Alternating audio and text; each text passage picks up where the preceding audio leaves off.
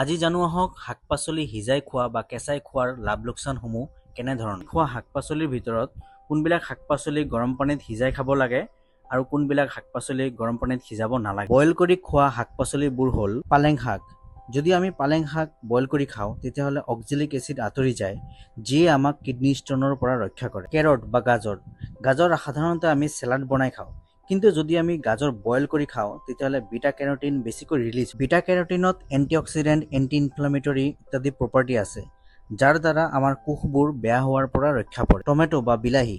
যদিহে বিলাহী বইল কৰি খোৱা হয় তেতিয়াহ'লে লাইকোপাইন বাঢ়ি যায়, আৰু যিয়ে আমাক বিভিন্ন ধৰণৰ বেমাৰ যেনে কেঞ্চাৰ আৰু হাৰ্টৰ বেমাৰৰ পৰা ৰক্ষা কৰে। পটেটো বা আলু যদি আমি বইল কৰি খাওঁ তেতিয়াহ'লে আলুত থকা গ্লাইচেমিক ইণ্ডেক্স কমি যায়।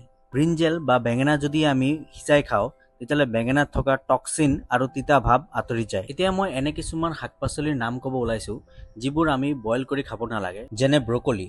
যদি আমি ব্ৰকলি বইল কৰি খাওঁ তেতিয়াহ'লে ব্ৰকলিত থকা 50% ভাইটামিন চি নাইকিয়া হৈ যায়। বিটৰুটত থকা ভাইটামিন B9 কমি যাব যদি আমি বিটৰুট বইল কৰি খাওঁ। কেপচিকাম গৰম পানীত দিয়াৰ লগে লগে ভাইটামিন চি নাইকিয়া হৈ যায়। কুকুম্বাৰ বা তিয়হ যদি বইল কৰা হয় তেতিয়াহ'লে তাৰ হাইড্ৰেশ্যন পাৱাৰ কমি যায়। কেবেজ যদি বইল কৰা হয় তেতিয়াহ'লে ভাইটামিন B9 কমি যায়। গাৰ্লিক বা নহৰু যদি কেঁচাই খোৱা হয় তেতিয়াহ'লে ইমিউনিটি বুষ্ট আপ হয়। লাই শাকত প্ৰচুৰ পৰিমাণে ভাইটামিন চি থাকে, কিন্তু বইল কৰাৰ লগে লগে এই ভাইটামিন নাইকিয়া হৈ যায়। মনত ৰাখিব, ভাইটামিন বি আৰু ভাইটামিন চি থকা শাক-পাচলিবোৰ কমকৈ সিজাব আৰু পাৰিলে কেঁচাই খাব, কাৰণ ভাইটামিন চি আৰু ভাইটামিন বি ৱাটাৰ সলিউবল হয়।